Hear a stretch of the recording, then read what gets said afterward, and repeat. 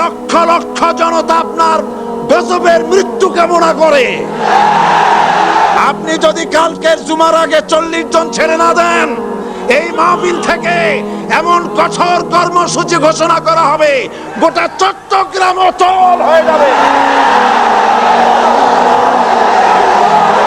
বাংলাদেশটাকে হিন্দুস্তান ভাববেন না, বাংলাদেশ হিন্দুস্তান হবে না, বসনিয়া হবে না।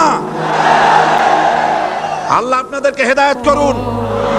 মুসলমানদের দুশমন, আল্লাহ এদেরকে হেদায়েত করুন।